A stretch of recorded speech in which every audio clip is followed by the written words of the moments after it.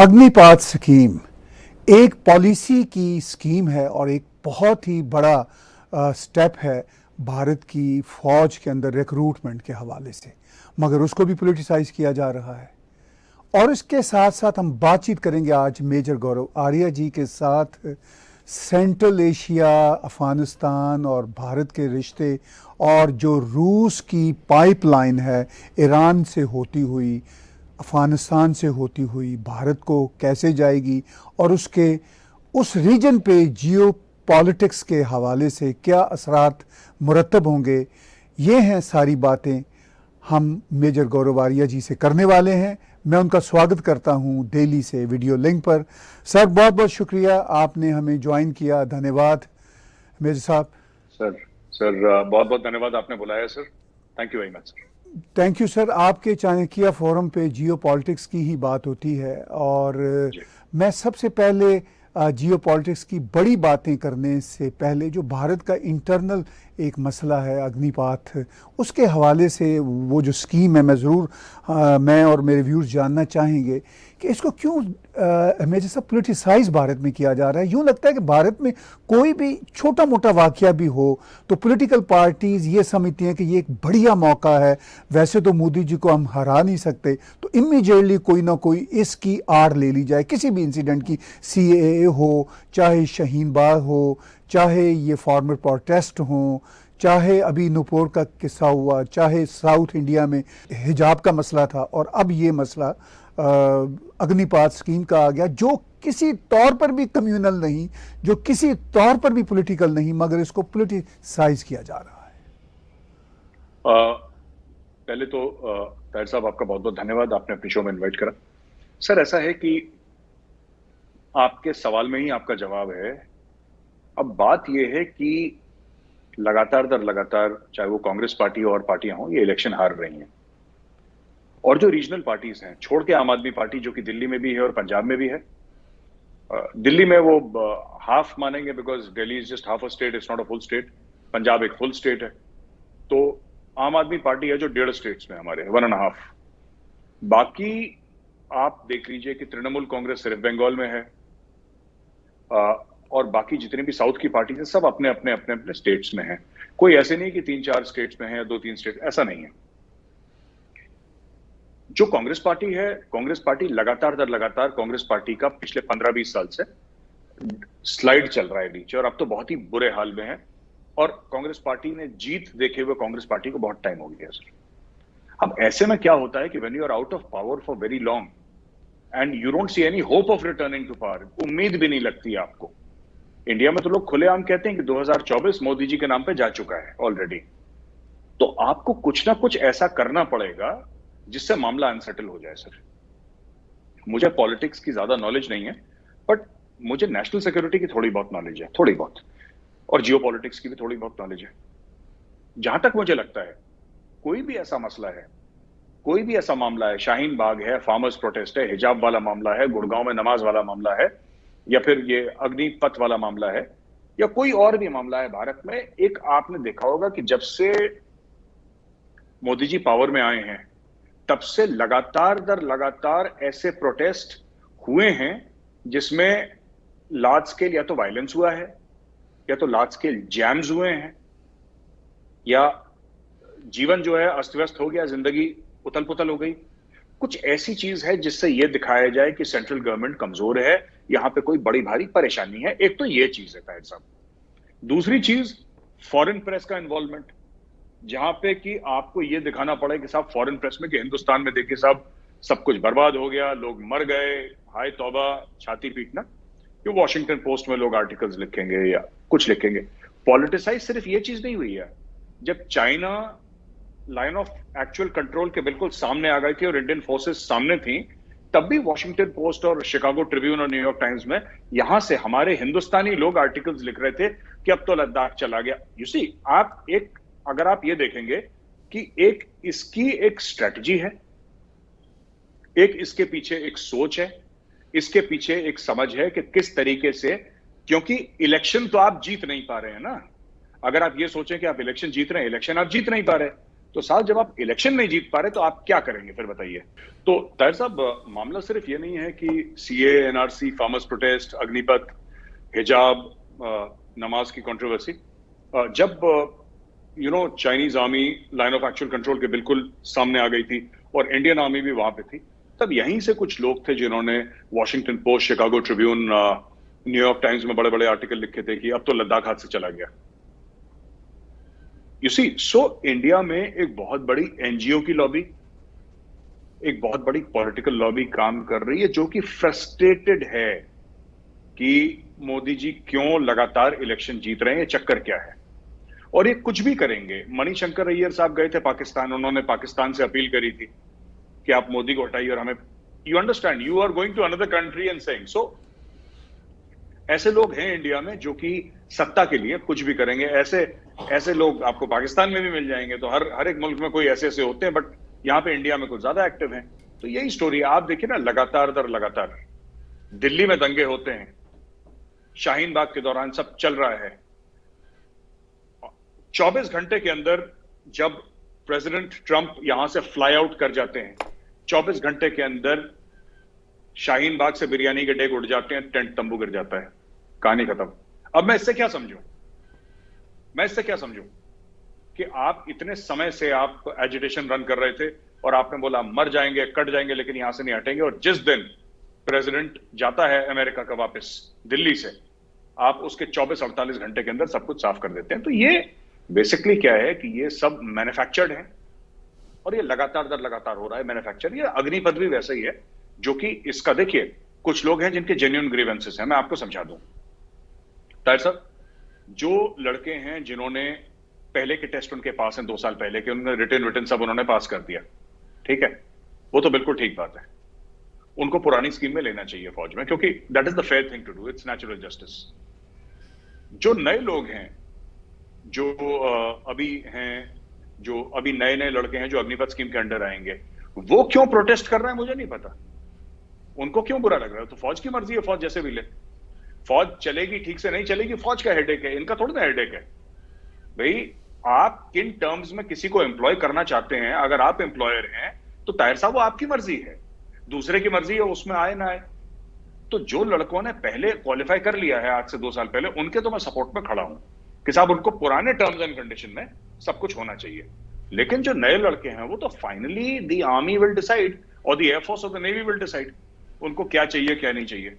तो ये टोटल बात है साहब उसकी। जी, आपने बहुत अच्छे ढंग से बताया कि जो हम भी समझ रहे हैं कि एक पोलिटिसाइजेशन हो रही है उन इदारों के अंदर जो बहुत ही प्रोफेशनल हैं और जहाँ पे पोलिटिसाइजेशन की गुंजाइश नहीं है, मगर पोलिटिसाइज करने वाले क्या करें क्योंकि उनके पास कोई गुंजाइश ही नहीं। यही अग्निपथ स्कीम के साथ मामला हो रहा है। अब हम बड़े कैनवस की तरफ आते हैं मेरे साहब। पाकिस्तान के former prime minister Imran Khan बार बार कह रहे हैं कि रूस से तो हम बस तेल लेने वाले थे, इसी वजह से अमेरिका ने उनको बाहर निकाल दिया। ये अलग बात है कि पाकिस्तान में ये डिबेट चल रही है कि रूस से जो तेल पाकिस्तान आएगा भी, या अगर आता तो क्या उसकी रिफाइनरी पाकिस्तान में मौजूद है, ये एक अलग इशू है। मगर भारत की जो तेल की इंपोर्ट है रशिया से, वो बढ़ गई है।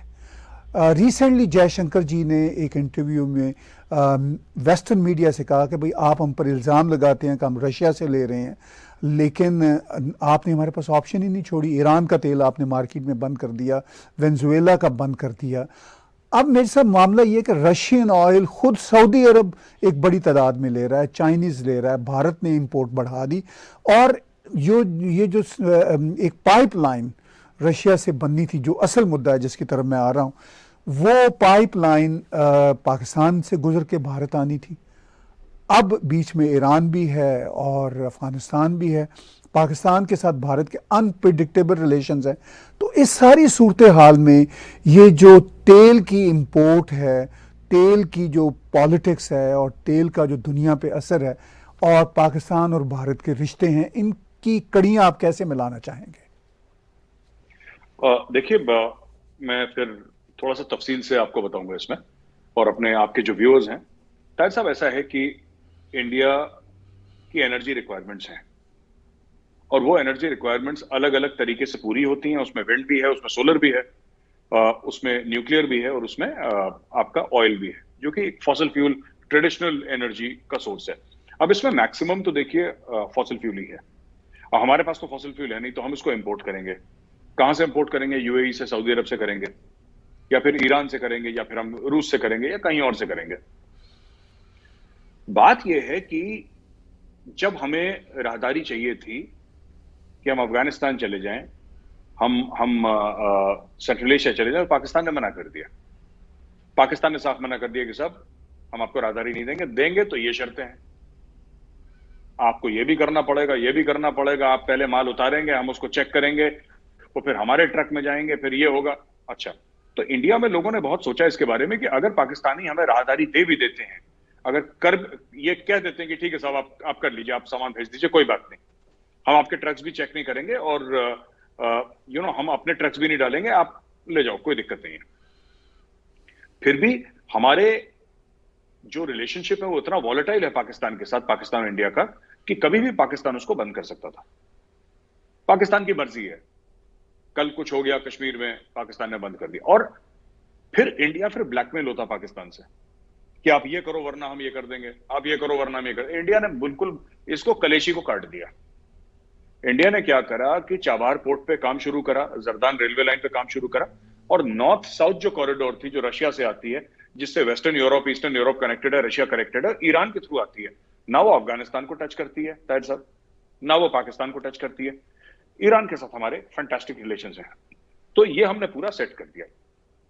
अब अगर हमें जाना है सेंट्रल एशिया, अगर हमें जाना है रूस, अगर हमें जाना है ईरान, और अगर हमें कल भी जाना है अफगानिस्तान, तो हमें पाकिस्तान की कोई जरूरत नहीं है। दूसरी बात, पाकिस्तान का सबसे बड़ा जो पावर है वो क्या है?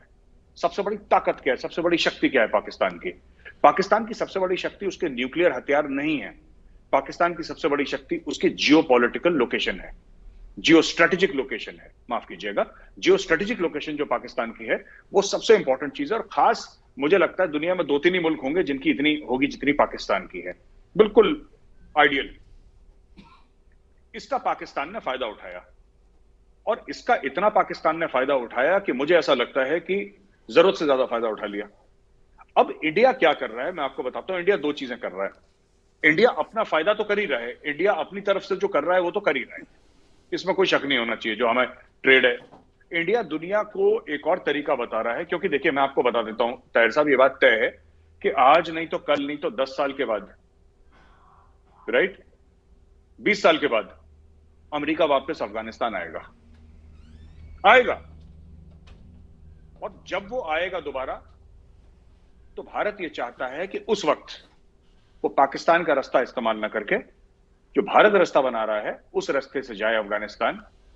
तो पाकिस्तान का जो पाकिस्तान कहता है ना कि भारत चाहता है कि हमारे न्यूक्लियर हथियार ले लें, ये है एक साजिश वहां पे बताई जाती है पाकिस्तान में, कॉन्स्पिरेसी थ्योरी, कि इंडिया चाहता है कि हमारे न्यूक्लियर वेपन, उनकी ताकत है ही नहीं है। पाकिस्तानी गलत डायरेक्शन में जा रहे हैं कि न्यूक्लियर वेपन हमारी ताकत है। वो न्यूक्लियर वेपन से क्या करोगे आप? आज की तारीख में चलने हुए है नहीं, ना हमारे चलने हैं, ना पाकिस्तान के चलने हैं, ना रूस के चलने, ना अमेरिका, ना चाइना, ना किसी और के चलने हैं। फिर क्या फायदा? फायदा तो वो चीज का हो जो कर सकते हैं आप। तो पाकिस्तान, अगर आप एक बात बताइए, आप नक्शा देखिए, अगर आपको अफगानिस्तान और सेंट्रल एशिया जाने के लिए पाकिस्तान की जरूरत नहीं है, अगर नहीं है पाकिस्तान के रास्ते जाने की, फिर पाकिस्तान का इंपॉर्टेंस क्या है? देयर इज नो, पाकिस्तान अपने आप में कुछ मैन्युफैक्चर नहीं करता, पाकिस्तान अपने आप में कोई आईटी का हब नहीं है, कोई ट्रांसपोर्ट का, कोई कॉमर्स का हब नहीं है, कोई पाकिस्तान में ऐसी कोई इक्विपमेंट नहीं बन रही, कोई मशीनरी नहीं बन रही, कोई जबरदस्त एग्रीकल्चर नहीं हो रहा। तो फिर पाकिस्तान का तो सारा इंपॉर्टेंस यही है कि उसका बॉर्डर अफगानिस्तान के साथ लगता है, और पाकिस्तान की जो है यहाँ पे पोर्ट्स हैं, आपके पास बिन कासिम पोर्ट है, या आपके पास गवादर है बलूचिस्तान में, यही तो इंपॉर्टेंस है पाकिस्तान को, और तो कोई नहीं है। तो वो इंडिया नलिफाई करने की कोशिश कर रहा है, इंडिया कर भी देगा नलिफाई, क्योंकि पहला कंसाइनमेंट इंडिया आ चुका है। अब उस पर काम करेंगे, और इंडिया को जब अफगानिस्तान जाना होगा तो बस ईरान से थोड़ा सा मोड़े अफगानिस्तान के अंदर, हमें पाकिस्तान की इसमें जरूरत पड़ेगी ही नहीं। ट्रेड के लिए हमें पाकिस्तान की जरूरत अगले 5 साल के बाद वी विल बी टोटली, अभी भी हम जो भी भेज रहे हैं थोड़ा सा अफगानिस्तान भेज रहे हैं सर, वो भी सप्लाईज ही तो हैं, वो ह्यूमैनिटेरियन गुड्स हैं, सप्लाईज हैं, तो वो हम कर रहे हैं। बट इसके अलावा we will not need Pakistan. We also want the world to know that even you don't need Pakistan. आपने पाकिस्तान को जो इतने अरब डॉलर दिए, जो डोनाल्ड ट्रंप ने ट्वीट लिखा था ना कि हमने 35-34 पता नहीं कितने अरब डॉलर पाकिस्तान को दिए, वो क्यों दिए? वो इसीलिए दिए राहदारी के लिए, सपोर्ट के लिए। तो हम दुनिया को ये बोल रहे हैं कि अगर आप हमारा कॉरिडोर इस्तेमाल करेंगे, ये सस्ता पड़ेगा, इसमें कोई आपको ब्लैकमेल नहीं करेगा। और इसके लिए हमें क्या करना है कि ईरान को हमें, जिसको कहते हैं, हमें दुनिया के सामने दिखाना है कि इट्स अ नॉर्मल कंट्री। और वो इंडियन डिप्लोमेटिक कोर इस चीज में लगा हुआ है टू मेन स्ट्रीम ईरान, अगर मैं ये वर्ड मेन स्ट्रीम यूज कर दूं, ईरान को मेन स्ट्रीम करने में, क्योंकि हमें लगता है ईरान के पास बहुत कैपेबिलिटीज है, ईरान के पास तेल भी है, Iran is a great culture, old civilization. उनकी कुछ गलत फहमियां हैं, कुछ परेशानियां हैं इसराइल के साथ, सऊदी के साथ कुछ परेशानियां हैं, अमेरिका के साथ कुछ परेशानियां हैं, और हमारा इन सबसे बहुत अच्छा बनता है। We have excellent relations with Israel, excellent relations with America, excellent relations with Saudi Arabia and excellent relations with UAE. इन्हीं सबसे तो प्रॉब्लम है उनको, तो वो हम उनको सब एक साथ लेने के चक्कर में कि आप सब लोग दोस्त बने, इसमें टाइम लगेगा ताहिर साहब, ऐसा नहीं कि कल हो जाएगा, इसमें हो सकता है 5-10 साल लगे, लेकिन the future is through this corridor and not Pakistan, ये इंडिया का मानना है। जो आप बात कर रहे हैं जियो पॉलिटिक्स की, उस रीजन की जियो स्ट्रेटेजिक जो वहाँ पे इश्यूज हैं, दोनों एस्पेक्ट्स में हम देखते हैं कि भारत अब वो भारत नहीं है, भारत पार्टनर है। हम I2U2 की बात कर लें, हम क्वाड की बात कर लें, अभी छोटा सा भारत में एक इशू हुआ जिसको बहुत ज़्यादा फैलाने की कोशिश की, मिडल ईस्ट के साथ तल्लुकात ख़राब करने के लिए, नूपुर शर्मा का मामला, लेकिन वो भी झाग की तरह बैठ गया, चूँकि उसमें भी कोई जान नहीं थी। चूँकि इतने छोटे छोटे वाक़यात पर इतने बड़े बड़े जो वर्ल्ड इंटरेस्ट हैं वो तो कहीं नहीं जाते।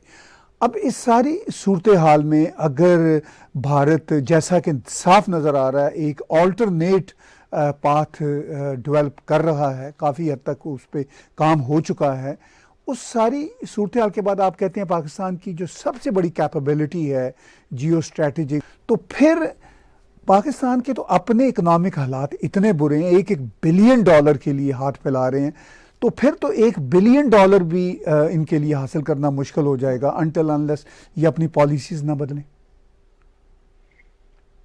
ताहिर साहब, मैं सवाल का जवाब अलग एंगल से देना चाहूंगा अगर आपकी इजाजत हो। जी जरूर जरूर। एक बार मैंने बहुत पहले ये कमेंट करा था, जनरल रहील शरीफ के लिए मैंने ट्वीट करा था। आज मैं वही चीज पूरे पाकिस्तान के लिए बोलना चाहता हूं कि आपके दुश्मन बाहर नहीं है, आपके दुश्मन अंदर है। पहले पाकिस्तानियों को यह समझना पड़ेगा कि एक्सटर्नलाइजेशन ऑफ थ्रेट है ना, बाहर से साजिश हो गई, इंपोर्टेड हुकूमत नामंजूर, वो पाकिस्तान का अंदरूनी मामला है। बाहर से किसी ने बैठ के, कोई कमरे में बैठ के अंधेरा करके कोई साजिश कर दी, ये सब झूठी बातें हैं। पाकिस्तान का अशराफिया पाकिस्तान को खा रहा है। मैं आपको 2-3 बातें बोलता हूं, और आप भी पाकिस्तानी मूल के हैं, ओरिजिनली आप पाकिस्तान के हैं, आपकी पैदाइश वहां की है, पले बड़े आप वहां पे, तालीम आपने वहां से हासिल करी। ताहिर साहब, आज मैं आपसे सवाल पूछता हूं आपकी शो में, पाकिस्तान के पास वसाइल हैं, पाकिस्तान के पास पानी है, पाकिस्तान के पास मैन पावर है, पाकिस्तान के पास जियो स्ट्रेटेजिक लोकेशन है, बिल्कुल है, इसमें कोई मना नहीं कर सकता, मैं एज एन इंडियन मना नहीं कर सकता, राइट। पाकिस्तानियों में टैलेंट है, जब बाहर जाते हैं they do very well for themselves. Pakistan में ऐसा क्या नहीं है जो इंडिया में है? फिर इंडिया इतनी तरक्की कर रहा है और पाकिस्तान तरक्की क्यों नहीं कर रहा? उसके पीछे एक कारण है, एक वजह है। वजह यह है ताहिर साहब कि पाकिस्तान का जो अशराफिया है ना, ये जो आपके फौज ले लीजिए या ब्यूरोक्रेसी ले लीजिए या पॉलिटिकल पार्टीज ले लीजिए, वडेरे ले लीजिए, जो भी पावर स्ट्रक्चर है, जिसको हम एस्टेब्लिशमेंट भी कह सकते हैं पाकिस्तान का, डीप स्टेट, ये इतने थरली करप्ट हैं, ये इतने थरली करप्ट हैं। आपने बोला कि पाकिस्तान $1 अरब के लिए मोहताज है, भीख मांगता है। मैं ये पूछता हूं कि भीख मांगता है, ये बात सच है, लेकिन क्यों भीख मांगता है मुझे आज तक समझ में नहीं आया, राइट। आपके पास, मैं कहता हूं पाकिस्तानियों में अकल नहीं होती, बेवकूफ होते, तो हम समझ जाते कि साहब ये बेवकूफ है। नहीं, आप बाहर जाइए, आपको अमेरिका में top doctors, top engineers, top company में काम करते हुए लोग पाकिस्तानी मिलेंगे, तो इसका मतलब टैलेंट है। हम पाकिस्तान में नदियां हैं, पानी है पाकिस्तान में, मिट्टी जरखेज है, आपका एग्रीकल्चर क्यों इतना बर्बाद है? इन अ कंट्री दैट इज 60% जहां पे एग्रीकल्चर लोग करते हैं या जो भी करते हैं, वहां पे एग्रीकल्चर का इतना बुरा हाल है। ये मैं जानना चाहता हूं क्यों। It is not just mismanagement Tahir साहब, मैं मिसमैनेजमेंट नहीं है सिर्फ, ये मिसमैनेजमेंट है, लेकिन ये सिर्फ मिसमैनेजमेंट नहीं है, ये जानबूझ के पाकिस्तान को उसके अशराफिया ने ऐसा रख रखा है कि ये कंट्रोल में रहे। और ये मैं दिल से बात कह रहा हूं, आई डोंट मीन एनीथिंग, मैं कोई यहाँ पे आपकी शो में कुछ गलत बात कहने नहीं आया, बट मुझे नहीं समझ में आता कि पाकिस्तान में टूरिज्म क्यों नहीं डेवलप हो सकता। आपके नदर्न एरियाज इतने खूबसूरत हैं कि कश्मीर को टक्कर देते हैं खूबसूरती में। पाकिस्तान अरबों डॉलर क्यों नहीं कमा सकता नदर्न एरियाज से? पाकिस्तान में जब इतने खूबसूरत एरियाज हैं, पाकिस्तान उससे पैसे क्यों नहीं कमा रहा? नहीं कमा रहा, नहीं कमा रहा। क्यों नहीं कमा रहा? आई डोंट नो क्यों नहीं कमा रहा। आपके पास जो आपके सिंध वाला एरिया है या आपका कुछ एरिया बलूचिस्तान का है, मैं इंटरनेट पे चेक कर रहा था कि कुछ कोस्टल एरिया है, वहां पे विंड स्पीड बहुत अच्छी है पाकिस्तान में। वहां पे पाकिस्तान क्यों नहीं काम करता है सऊदी अरब और यूएई के साथ, जो मुस्लिम स्टेट्स हैं, और उनसे कहता है कि आप विंड और सोलर के हमारे यहां फार्म्स लगाइए, लगाइए, क्या नाम है, पैसा नहीं चाहिए, आप फार्म्स लगाओ, बस आप विंड और सोलर के फार्म्स लगाओ, आप हमें $1 मत दो, हमें नहीं चाहिए, ये एरिया है, आप लगाओ, you just do it for us, they will do it for you, वो कर देंगे। ये क्यों नहीं? मैं बता रहा हूं, क्योंकि जब बड़ी डील होगी उसमें कट मिलेगा। जब बड़ी डील होगी फिर आप लोगों की जेब काटोगे, फिर आपके लंदन में और आपके न्यूयॉर्क में बड़े बड़े महलात बनेंगे, आपके दुबई में। तो ये जानबूझ के पाकिस्तान को उसके, और हर समय इनको ये बोल दिया वो जो हिंदू है ना वो तुम्हें खा जाएगा, इंडियन आर्मी है वो लाहौर पे चढ़ दौड़ेगी, वो इस्लामाबाद खा जाएगी, ये खा जाएगी, वो खा जाएगी। असली में खाने वाले कौन है? जिनकी बाहर विदेश में प्रॉपर्टीज हैं, और जो अंदर पाकिस्तान को, जिनकी बाहर प्रॉपर्टीज नहीं है। जैसे इमरान खान कहता है मेरी बाहर प्रॉपर्टी नहीं है। इमरान खान ने तो अकेला इतना डैमेज कर दिया पाकिस्तान को कि आप तसव्वुर नहीं कर सकते। तो ये जो हैं, इमरान खान की सिर्फ नहीं, मैं कह रहा हूं सबके सब ऐसी हैं वहां पे, पूरा अशराफिया ऐसी है वहां पे, चाहे वो जरदारी फैमिली का हो, भुट्टो जरदारी फैमिली का, चाहे वो शरीफ फैमिली का हो, सब लोगों ने पाकिस्तान को दीवार से लगा रखा है मिलके। इमरान खान भी उसी में शामिल है, इमरान खान ने भी पाकिस्तान को दीवार से लगा रखा है, अब शहबाज शरीफ लगा रहा है। ठीक है, मुझे अगर कोई चीज की कमी है पाकिस्तान में तो मुझे बता दीजिए कि पाकिस्तान इस चीज में पीछे है, जिसकी वजह से पाकिस्तान $1 अरब के लिए मोहताज है, IMF से $1 अरब की भीख मांग रहा है। ये वजूहात हैं उसकी, 2-3 वजूहात, कोई भी मुझे समझाए तो मैं समझ जाऊंगा। ऐसा नहीं है, जब राजा चोर होता है ना तो प्रजा जो होती है वो तड़पती है। जब राजा चोर होता है, पाकिस्तान में प्रॉब्लम यही है। मैं अक्सर ये कहता हूं ना, यहाँ पे पाकिस्तान कहते हैं यार इंडिया बड़ी तरक्की कर रहा है, मोदी जी करके चार जोड़ी कपड़े मोदी जी के साथ, ठीक है, एक घर है उनका, ना कोई बच्चे, ना कोई बीवी, ना कोई कुछ, मां उनकी जाती है ऑटो रिक्शा में बैठ के। ऐसा बंदा चोरी करेगा भी तो किसके लिए करेगा? है क्या उसके पास जो चोरी करे? ये तो फकीर टाइप के लोग हैं, इनके भी खुद ही बिल्कुल। तो ऐसा होता है ना कि when you are dedicated towards the country, they are not dedicated, they are not dedicated. मुझे पहले लगता था इमरान खान कम से कम खुद ईमानदार है, अगर इसके कैबिनेट वाले चोर हैं। ये फिर फरागोगी के लिए गवाहियां देने लगा।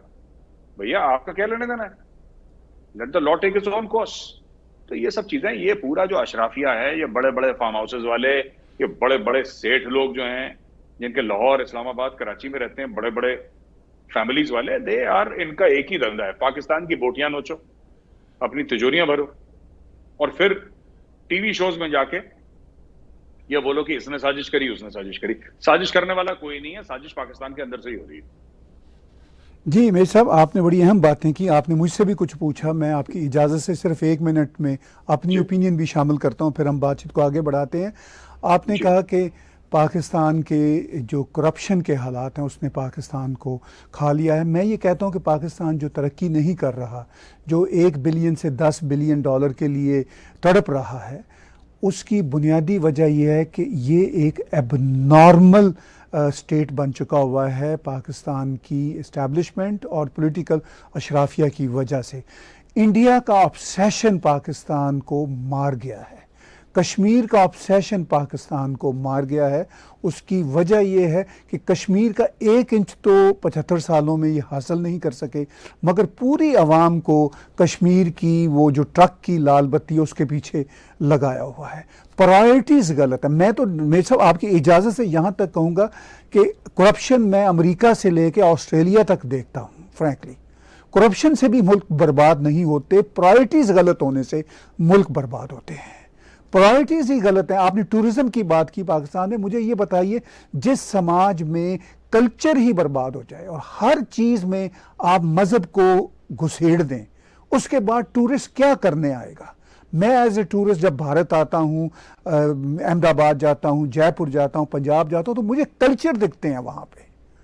मुझे पहाड़ों नदियों की सिर्फ सैर नहीं करनी होती है मेरे साहब, वो पहाड़ नदियाँ यहाँ अमेरिका और कनाडा में बहुत ही सुंदर है। मैं आपको सच्ची बात बताऊँ, मुझे तो कल्चर देखना है।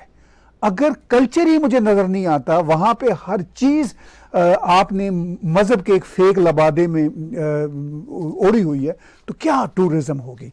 तो चूँकि आपने मुझे इजाज़त दी, मुझसे पूछा, तो मैं तो ये कहता हूँ कि प्रायोरिटीज़ का गलत होना पाकिस्तान की ये हालत है जिस हालत में अब पहुँचा है। अब मैं मेरे साहब आपसे जानना चाहता हूँ कि ये बताइए कि इस वक्त जो पाकिस्तान के पॉलिटिकल सर्कमस्टांसेस हैं, उसके साथ साथ जुड़े हुए इकोनॉमिक सर्कमस्टांसेस हैं, फौज की अपनी जो है एक माइंडसेट है, आपको ये कुछ तब्दील होता नजर आ रहा है इतने बुरे इकोनॉमिक हालात में? नहीं, तब्दील तो नहीं होगा, क्योंकि ऐसा वैसा होता है कि जब घर जल रहा होता है ना, तो अंदर से चीजें लोग निकालते हैं ना, अपनी वैल्यूएबल चीजें जो होती हैं, कीमती चीजें होती हैं। किसी को ये नहीं पता होता कि जब मैं घर जाऊंगा तो कब छत गिर जाएगी। उसको ये लगता है कि एक और चीज निकाल लूं, एक और चीज निकाल लूं। देखिए साहब, लोग खुले आम बाजवा साहब को गालियां देने शुरू कर दी। मेरे पास खुद वीडियो पड़े हैं, लोग उल्टी सीधी बातें, गद्दार है, ऐसा है, वैसा है, और कुछ ऐसी ऐसी भी चीजें। आपकी शो फैमिली शो है, बच्चे भी देखते हैं, लेडीज भी देखती हैं, तो चीजें मैं रिपीट नहीं कर सकता जो वो जनरल बाजवा के खिलाफ बोल रहे हैं। और इनको पता ही नहीं फौज कैसे काम करती है, कोई भी फौज हो, ठीक है। अब ये कह रहे हैं कि फैज हमीद को आर्मी चीफ क्यों नहीं बना रहे? फैज हमीद ने अभी कोर कमांड करना है। Faiz Hamid is not among the first 4 in terms of seniority in the Pakistan army. लेकिन ठीक है, इमरान खान का चाहता है उसको आर्मी चीफ बनाओ, फिर पकड़ के बनाओ आर्मी चीफ उसको। तो ये सब जो चीजें। दूसरी चीज, जो पाकिस्तान का जो इकोनॉमिक स्ट्रक्चर है, लोग बड़ी उम्मीदें कर रहे हैं कि देखिए, सिर्फ ताहिर साहब, बिजली का रेट बढ़ाने से या वो बढ़ाने से, ठीक है, वो शर्तें हैं आईएमएफ की, आपने मान ली, आपको लोन मिल जाएगा। फिर क्या होगा? नेक्स्ट स्टेप क्या है? आपने प्रायोरिटीज की बात करी ना, और मैं ये कहना चाहता हूं कि यही है जो मैं नहीं बोल पाया, वो आपने बहुत सुंदर तरीके से बोल दिया। देखिए, आपने बिजली का दाम बढ़ाया, आपने गैस का दाम बढ़ाया, आपने 60 रुपए की बिजली बढ़ा दी, 65 रुपए की, 70 रुपए, 75 रुपए 60 दिन में। आपने बोला कि नहीं ठीक है, आईएमएफ ने जो बोला ठीक है, वो करना भी था, वो पाकिस्तान की मजबूरी थी। इमरान खान होता वो भी करता। चीन ने पैसे देने से मना कर दिया, सऊदी अरब कुछ दे नहीं रहा, यूएई कुछ दे नहीं रहा, अमेरिका ने तो हाथ झाड़ लिया। अब मैं आपसे एक बात छोटी सी ये पूछना चाहता हूं कि पाकिस्तान पैसे लाएगा कहां से? और क्या पाकिस्तान को आगे चल के अपने 2 पैरों पे खड़ा होना है कि नहीं होना? उसके लिए क्या पॉलिसी है? उसके लिए पाकिस्तान की क्या पॉलिसी है? मुझे नहीं दिखता ताहिर साहब की कोई पॉलिसी है इनकी।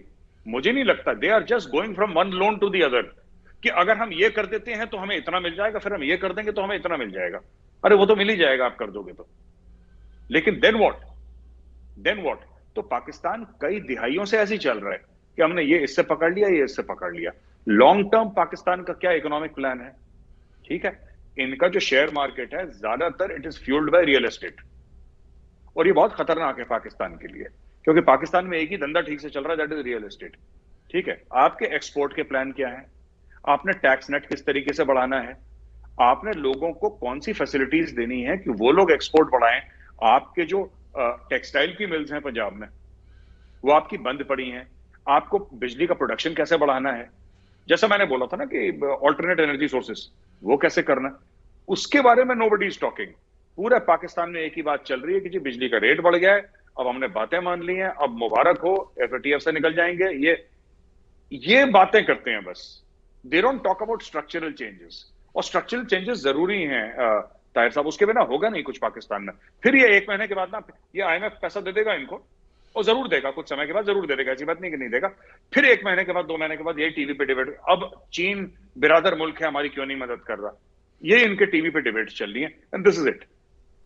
जी, इससे पहले कि थोड़ा हम आगे जियो स्ट्रेटेजिक के हवाले से सेंट्रल एशिया और भारत के तल्लुकात जो बहुत ही आगे को जा रहे हैं उस पर आखिर में बात करें, मैं उससे पहले एक और छोटी सी कमेंट्री करना चाहता हूँ। आपने जिक्र किया कि पाकिस्तानी बहुत टैलेंटेड हैं जो अमेरिका में और मिडल ईस्ट में, कनाडा में बैठे हुए हैं, जो डॉक्टर हैं, इंजीनियर हैं। ये बात सच है कि वो स्किल वर्किंग जो है उसमें बहुत ही बढ़िया हैं। बदकिस्मती से उनमें से भी मेरे साहब जो बेशतर का माइंडसेट है वो स्टक है जियो स्ट्रेटेजिक और जियो पॉलिटिकल के जो मामला हैं। वो भी ये समझते हैं, यहाँ बैठे हुए बड़ी बड़ी डॉक्टर्स की तंजीमें जी, कि कश्मीर बस हम उस पर थोड़ी सी कोशिश करेंगे तो कश्मीर को आज़ाद करा देंगे। भाई 75 साल से आप कश्मीर के मसले को नहीं समझ सके तो रहा क्या करवाएंगे। एनी हाउ, मैं आज आपने मुझे उकसा दिया तो मेरा जी चाह कि कमेंट्री करूं।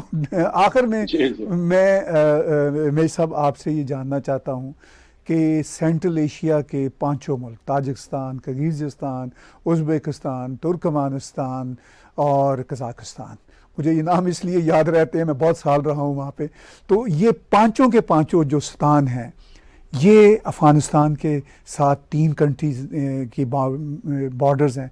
पाकिस्तान के साथ भी रिश्ते नाते अच्छे बुरे इनके रहते हैं, मगर भारत के साथ मुसलसल बहुत अच्छे तल्लुकात इनके चले आ रहे हैं। लेकिन अब जो भारत के साथ तल्लुकात इतने बढ़िया हैं कि पाकिस्तान को भी दुशंबे में ताजिकिस्तान के कैपिटल में नहीं बुलाया गया एक बहुत ही बड़ी मीटिंग में। अजीत डोवाल साहब वहाँ पे थे। आपने जिक्र किया कि वो जो नॉर्थ साउथ कॉरिडोर है रशिया से लेके अल्टीमेटली भारत तक पहुंचते हुए, उसमें ये पांचों कंट्रीज़ बड़े ही इम्पॉर्टेंट है। फिर आज़रबाईजान छठा एक कंट्री, उसको भी साथ आप मिला लीजिए। तो ये जो सिचुएशन है, ये जो स्ट्रेटेजिक पार्टनरशिप है भारत के साथ है इतनी स्ट्रांग कि मैंने अभी जिक्र किया I2U2 का भी हिस्सा है, भारत क्वाड का भी हिस्सा है, सेंट्रल एशिया का ये पूरे का पूरा जो पट्टी है इसका भी हिस्सा है।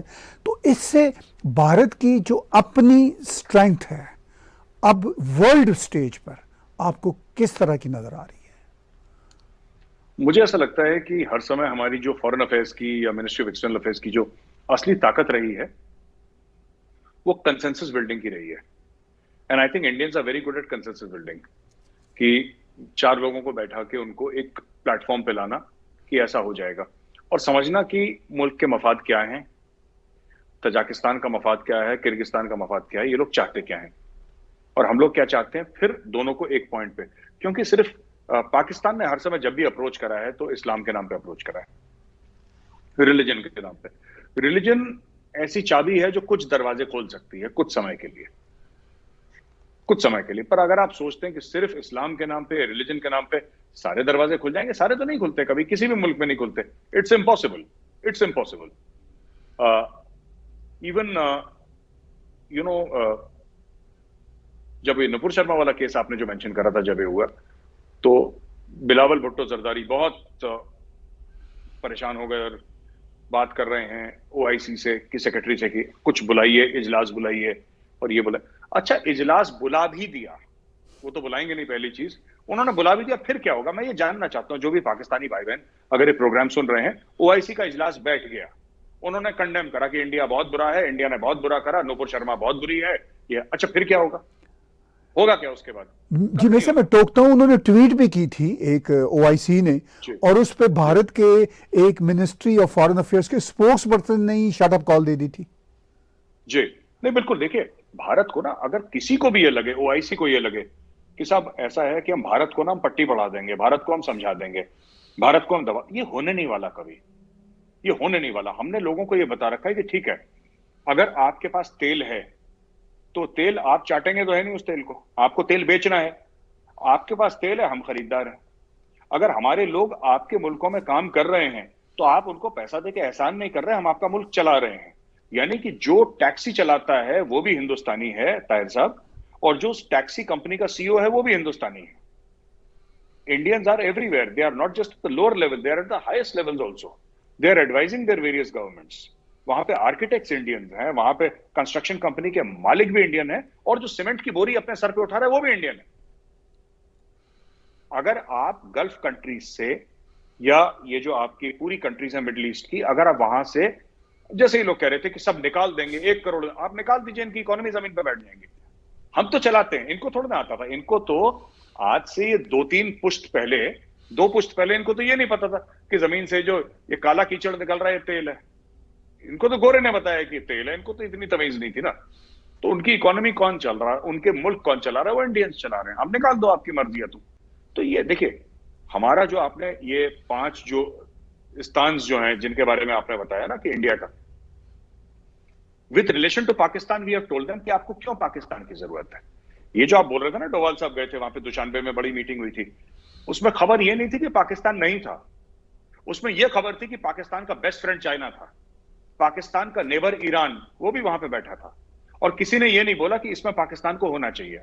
क्योंकि India is slowly convincing the world, it is convincing Iran कि आपको पाकिस्तान की जरूरत नहीं है, आपको नहीं है पाकिस्तान की जरूरत। हाँ, चाइना को हो सकती है पाकिस्तान की जरूरत कि चाइनीज वर्कर्स अगर आते हैं अफगानिस्तान के अंदर तो पाकिस्तानी आर्मी उनको सिक्योरिटी प्रोवाइड करेगी, अगर तालिबान नहीं करता तो। इतना है। और अगर तालिबान को खुद मुख्तारी का कीड़ा काट गया, जो कि उनको काट रहा है बड़ी तेजी से, फिर वो पाकिस्तानी फौज को अंदर घुसने नहीं देंगे। तो इंडिया ये कह रहा है बार बार सारी दुनिया से, ईरान से ये बात कह रहा है, चीन से ये बात कह रहा है, ये जितने भी स्थान आपने नाम लिया, सबसे एक ही बात कह रहा है इंडिया कि भाई आपको पाकिस्तान की जरूरत क्यों है, आप हमें बताइए। एक तो वजूहत बताइए, एक तो वजह बताइए कि साहब इसलिए हमें पाकिस्तान की जरूरत है। आपको नहीं है जरूरत, हम आपको फैसिलिटेट करेंगे, आप आइए हमारे साथ। तो ये सब चल रहा है वहां पे। बहुत आखिर में मेरे साहब, मैं छोटी सी कमेंट्री के साथ एक सवाल भी करूंगा। मेरी कमेंट्री में ये बात शामिल है, शायद मेरा ये ख्याल है कि आप भी चाहते हैं कि पाकिस्तान की रियासत और पाकिस्तान के अशराफिया नॉर्मल तरीके से बिहेव करें और अपने देश को नॉर्मल बनाएं ताकि उस रीजन में इस्तेहकाम आए। मेरी भी उनसे यही बेनती है, ख्वाहिश है, उनसे इल्तजा है कि नॉर्मल कीजिए अपने आप को। मगर बदकिस्मती से, अब मैं सवाल की तरफ आता हूँ, बदकिस्मती से जो हिंदू के ख़िलाफ़ एक नफ़रत पाकिस्तान की किताबों में पढ़ाई गई है, वो नफ़रत अब पाकिस्तान को डुबो रही है। ये मैं बहुत बारीक बात कर रहा हूँ, अभी शायद मेरे पाकिस्तानी बहन भाइयों को समझ ना आए। नॉर्मल बनने के लिए इनको नफ़रत से निकलना होगा। यहूदी से नफ़रत है, हिंदू से नफ़रत है, सिख से नफ़रत है, इस नफ़रत से निकलना होगा। इस नफ़रत से निकलने का कोई चांस आपको नज़र आता है पाकिस्तान की तरफ से? नहीं सर, मुझे नहीं लगता, क्योंकि ये सिर्फ हिंदू, सिख, यहूदी, ईसाई से नफरत नहीं करते, खुद से भी नफरत करते हैं। जितना पाकिस्तान में मुसलमान को मारता, मुझे लगता है और किसी मुल्क में मारा होगा। ईरान इराक की जंग में मारा होगा तो मारा होगा, लेकिन जितना पाकिस्तान में एक मुसलमान दूसरे को मारता है, वो तो ये सिर्फ देखिए ना, नॉर्मल वो नहीं बन पाएगा। इसकी अनफॉर्चुनेटली मुझे कहना नहीं चाहिए, लेकिन पाकिस्तान की बुनियाद नॉर्मल नहीं है, उसकी पैदाइश नॉर्मल नहीं है। इट वॉज, जैसे कहते हैं ना, एक तो नॉर्मल डिलीवरी होती है, एक सिजेरियन होती है। It was a caesarean delivery but under very traumatic condition. Caesarean भी नॉर्मल होती है, अंडर वेरी, इसको करवाया गया जबरदस्ती। पाकिस्तान को डिलिबरेटली पैदा करवाया गया, उसको बनाया गया, उसकी एक आइडियोलॉजी बनाई गई, एक आइडियोलॉजी थोपी गई। ये सबसे बड़ी चीज पाकिस्तान में जो हम लोग कहते हैं, अक्सर डिस्कस करते हैं, आपके साथ भी एक बार मेरी बात हो रही थी, आपने जिक्र करा था आइडेंटिटी क्राइसिस की। आइडेंटिटी क्राइसिस की यही तो पाकिस्तान को खा रही है। ये नफरत कहां से आती है? ये नफरत कहां से आती है? नफरत यहां से आती है, ये 2 नेशन थ्योरी से आती है नफरत। और ये नफरत ये आती है कि हम अरब हैं, हम सेंट्रल एशिया से आए हैं। वो सेंट्रल एशिया से नहीं आए, वो कानपुर से आए हैं सर, वो इलाहाबाद से आए हैं, वो गुरदासपुर से आए हैं, वो अमृतसर से आए हैं। पर आपको बोलना पड़ता है कि हमारे खानदान ईरान से आए थे, और हम वहां से, उनको लगता है फॉरेन कंट्री का, तो ऐसा लगता है कि भाई हम फॉरेनर है बने हुए इन सबके साथ। तो ये इनका माइंडसेट है। दूसरी चीज, जो हिंदू हेट्रेड की आपने बात करी ना, हिंदू हेट्रेड तो बहुत पुरानी है कि मार देंगे, काट देंगे, ये सब। तो यू सी ए सुप्रीमेसी कि we are superior to them. तो ये हर समय तनाव की स्थिति बनी रहेगी। मुझे नहीं लगता ताहिर साहब कि कभी in the near future in normal होने वाली बात, ये बहुत बड़ी चीज आपने मांग ली है, ये मुश्किल है सर, ये मुश्किल है, ये कभी नहीं हो पाएगा। ये हेट्रेड, नफरत करना, हम कह रहे हैं हमसे नफरत कर लो, हिंदुओं से कर लो नफरत, खुद से तो मत करो। ये खुद से इतनी नफरत करते हैं सर, एक दूसरे के मस्जिदों में बम डालते रहते हैं। पाकिस्तानी फौज को जो मार रहा है जान से वो भी पाकिस्तानी है, तहरीक तालिबान पाकिस्तान वाला। जो उसको मार रहा है वो भी पाकिस्तानी है। जो बलोच कराची में अटैक कर रहा है वो भी पाकिस्तानी मुस्लिम है। जो उसको मार रहा है, डिसअपियर करवा रहा है, वो भी पाकिस्तानी मुस्लिम है। इसमें तो कोई हिंदू का रोल नहीं है, कोई सिख का रोल नहीं है। तो ऐसी बात नहीं कि सिर्फ हिंदू से, ये खुद को भी काट रहे हैं आपस में। आपने कहा कि एबनॉर्मल डिलीवरी जब होती है तो वो अनफॉर्चुनेटली आगे यही सब कुछ आउटकम होता है जो हम देख रहे हैं। लेकिन मेरे साहब, आज हमारी कुछ गुफ्तगू इमोशनल भी हो गई। हमने एबनॉर्मल डिलीवरी से कई मुल्क दुनिया में बनते देखे हैं, मगर फिर वो नॉर्मेल्सी के रास्ते पे चल पड़ते हैं। हमारे एक दोस्त एजाज कमर राजा का शेर है, कोई दरीचा हवा के रुख पर नहीं बनाया, मेरे बुज़ुर्गों ने सोच कर घर नहीं बनाया। बहुत आखिर में कंक्लूड कीजिए आज की थोड़ी हमारी इमोशनल गुफ्तगू भी, लेकिन फैक्ट्स पे बेस करती हुई गुफ्तगू पर, कि कोई ऐसी बात जो हम मिस कर रहे हो आज की गुफ्तगू में। नहीं सर, मैं तो यही कहूंगा कि इंडिया में जो अभी चल रहा है अग्निपथ वाला, जो लोग बहकावे में आकर पॉलिटिकल पार्टीज या कोचिंग सेंटर्स के अंदर जो आगजनी कर रहे हैं, जो ट्रेन में जला रहे हैं, मैं उन यंगस्टर से बोलूंगा, देखिए ऐसा है कि लोग आपका फायदा उठा रहे हैं, आप ये मारकाट बंद करिए, क्योंकि इसका कोई फायदा नहीं है, खत्म हो जाएगा। कुछ लोग इसलिए भी कर रहे हैं कि टीवी कैमराज, देखिए ये भी बहुत बड़ी बात है साहब, टीवी कैमराज उनको शो कर रहे हैं। अब धीरे धीरे महाराष्ट्र में कुछ प्रॉब्लम हो गई, पॉलिटिकल इंस्टेबिलिटी हो गई महाराष्ट्र में, तो टीवी कैमराज वहां पे चले गए। यहाँ पे नहीं रहेंगे टीवी कैमराज, परमानेंटली नहीं रहेंगे। तो जो जिस उरूज पे जाना था उरूज पे जा चुका है। अब जितनी जल्दी इसको खत्म करें उतना अच्छा है मुल्क के लिए, आप सबके फ्यूचर के लिए। क्योंकि देखिए बात यह है कि FIR फाइल होंगे, जिंदगियां बर्बाद हो जाएंगी। इससे क्या होता है, कोर्ट कचहरी के चक्कर फिर साल दर साल। तो यही बस मैं एक छोटा सा मैसेज देना चाह रहा था इन सब लोगों को जो नौजवान है, बड़े टैलेंटेड हैं, अच्छे बच्चे हैं। तो मुझे नहीं लगता कि इनको किसी के बहकावे में आना चाहिए और देश की तरक्की की राह पे चलना चाहिए इनको। बहुत बहुत शुक्रिया मेरे साहब, हम आपके शुक्रगुजार हैं, आप हमें वक्त देते हैं। Thank you. हमारे व्यूज़ को एक बिल्कुल डिफरेंट पर्सपेक्टिव मिलता है। व्यूज़ बातचीत सुन रहे थे मेजर गौरव आर्या साहब की। इनका चाणक्य फोरम आप सब्सक्राइब कीजिए, इसके साथ साथ उसके ऐप्स भी डाउनलोड कीजिए। और मेरे साहब की गुफ्तगू ना सिर्फ हमारे टेलीविज़न पर बल्कि साउथ एशियन टेलीविज़न्स पर हर जगह देखी सुनी जा सकती है। और पाकिस्तान हो, भारत हो, मेजर साहब को कोट किया जाता है। हम इनके शुक्रगुजार हैं कि हमें ये बाकायदगी से वक्त देते हैं। आज का बिलातकल्लफ तजिया मेरे साथ और मेजर गौरव आर्या जी के साथ देखने सुनने का बहुत शुक्रिया। हमारे टैग टीवी के यूट्यूब चैनल को सब्सक्राइब कीजिए, हमारे टेलीविज़न के ऐप्स को डाउनलोड कीजिए। 24/7 आप हमारे न्यूज़ और व्यूज़ देख सकते हैं। इसके साथ साथ आप हमें पेपॉल के ज़रिए या क्रेडिट कार्ड के ज़रिए या पैट्रियन के ज़रिए कंट्रीब्यूट भी कर सकते हैं। बहुत शुक्रिया।